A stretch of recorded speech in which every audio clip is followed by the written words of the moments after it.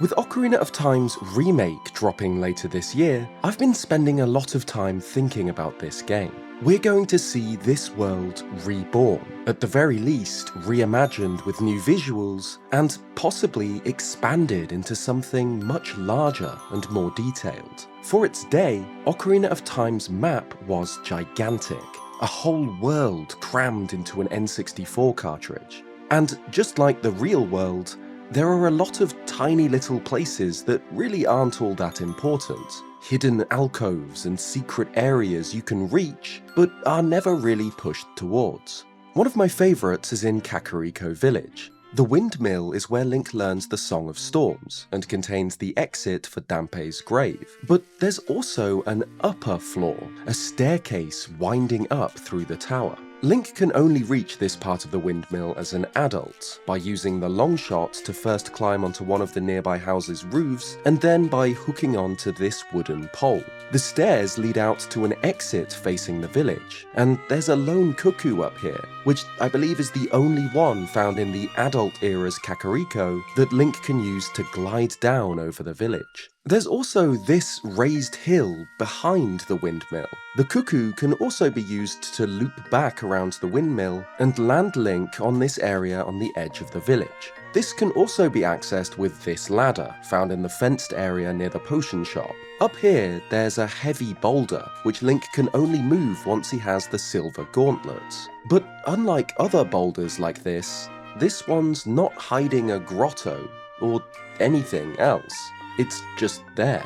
Finally, directly behind the windmill, Link can find the couple who used to dance in Castletown 7 years ago. If spoken to, they'll complain that Link is invading their privacy.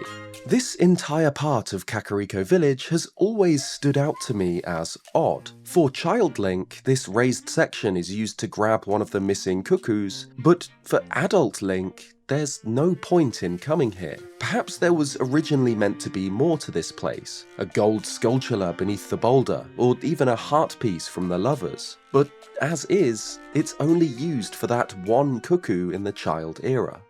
A similar, though more useful, area is found in the Gerudo Fortress. This place can only be accessed as Adult Link. It's a heavily guarded stronghold, patrolled by spear-wielding Gerudo warriors. If Link is spotted, he'll be captured and thrown in jail, a pit dug into this cliff face. This prison can be escaped with the hookshot, allowing Link to jump back down to the ground, or onto this rooftop. This door leads to an otherwise inaccessible area of the hideout. There's a small chamber with a table and stools, patrolled by 2 guards, which then leads to a long corridor, which requires the hookshot to traverse. The corridor leads back outside, into the area directly above the jail, from where the Gerudo threw Link into this pit. There's a wooden crate here containing a purple rupee, but there's nothing else here.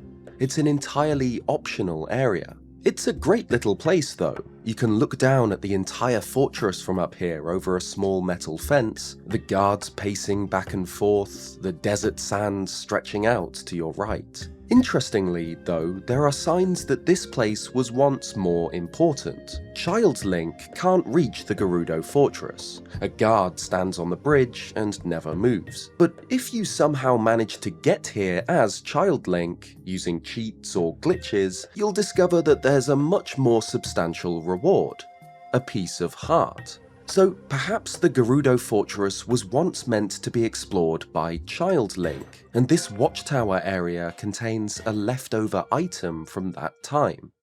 In Kokiri Forest, just near the shop, there's a high ledge, out of reach of both Child and Adult Link. It can be reached by planting magic beans as Child Link in this patch of soft soil, then returning as Adult Link and riding the leaf that has grown there. This particular magic bean leaf glides around Kokiri Forest before returning to this area near the shop, allowing Link to reach the ledge. The ledge contains 6 green rupees and 1 red, for a total of 26. However, buying the magic beans starts at 10 rupees, and the price increases in increments of 10 all the way up until 100, So planting one here for a reward of 26 just isn't worth it. You can, in actual fact, reach this ledge without the magic beans, by rolling off the shop roof while wearing the hover boots, but still, there are much easier and much more profitable ways to gather rupees in the game. But still, I've always liked this place. The ride around Kokiri Forest is interesting, and being able to reach a previously inaccessible place in the starting area feels very satisfying.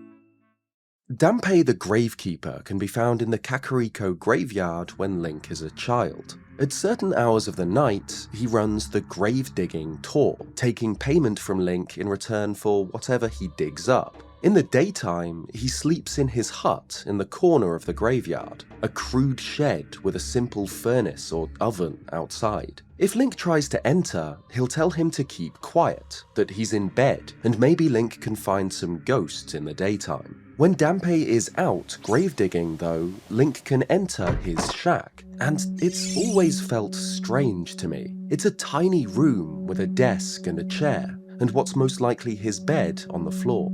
It plays the cave music track, also used inside the Deku Tree, instead of the usual inside a house theme. There's no point in coming here. The only thing Link can interact with is the Gravekeeper's diary on his desk, which hints at the hookshot Link will be able to obtain in the adult era. Speaking of, in the future timeline, Dampe has died. He's found in his grave, where he'll race Link in return for the hookshot. This too is hinted at by the Gravekeeper's diary, which tells Link to please enter my grave, suggesting that this was either written by Dampe's ghost or that he knew he was going to die before he made this final entry. There's a weird spot in Dodongo's cavern, found in this chamber where Link battles the Lizalfos. The lava fall here can actually be jumped through, landing Link in this tiny secret cave. The only thing in here is this one single recovery heart, which is very unusual. Why is a heart so well hidden? Stranger still, the game flags whether or not you've collected this, so once you've picked it up, it won't spawn again. When Link enters the sacred Forest Meadow on the approach to the Forest Temple, he's attacked by a Wolfos, which must be defeated to enter the Forest Maze proper. Interestingly, if Link places a bomb on the ground here, he'll uncover one of the game's grottos, caves usually containing enemies, business scrubs, or collectibles. This grotto contains 2 Wolfos, and defeating them rewards Link with 50 rupees. But this grotto is different from the others. For whatever reason, the walls here shimmer with rays of light. Green, blue, black, even purple and red beams flow as you walk around the room. The floor and the ceiling are temple-like stone, which makes these walls even stranger. They're shaped like a natural formation, like cave walls, but their colour and patterns are like nothing else in the game. Weird. Another place I want to mention, though I'd wager that a lot of you already know, is this one. At the bottom of the pool in the lake scientist's laboratory, there's a shark trapped in a cage. This always terrified me as a kid. There's no reason for it being here, and even though it's very clearly just a static texture on the N64 version, it's still pretty unsettling. I can't wait to see how the remake handles this. Will it be a fully animated shark model? Ganon's castle is the game's final dungeon, a dark tower floating above a lake of lava. The main chamber has multiple doors leading to mini-dungeons themed after each of the game's temples, which must be completed to dispel the barrier to the castle's higher floors. There's actually another door in this chamber, though it can only be seen by using the lens of truth. Inside, Link can find a massive number of fairies and 4 business scrubs who'll sell him various items like bombs, arrows, and potions. I've always found fake walls that disappear with the lens of truth really satisfying, and this one's genuinely useful, allowing you to stack up on supplies before the final challenge. The last place I'll mention here isn't secret or unexplained, but I wanted to highlight it anyway. as it's one of my favourite spots in any Legend of Zelda game. En route to Goron City on Death Mountain Trail, there's this spot here, where Link can stand on a rocky ledge and look down at Kakariko Village. There's something so warm, so cozy about this view, especially when the sun sets and the village's lights come on. That simple, low-resolution N64 texture captures one of the things Ocarina of Time does best: civilization.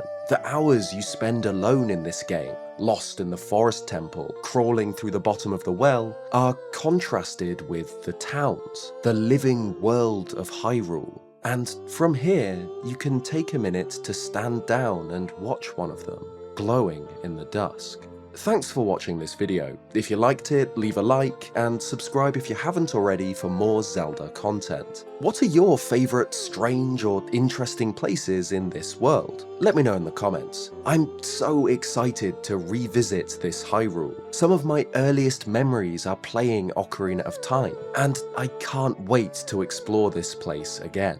Cheers guys, and I'll see you next time.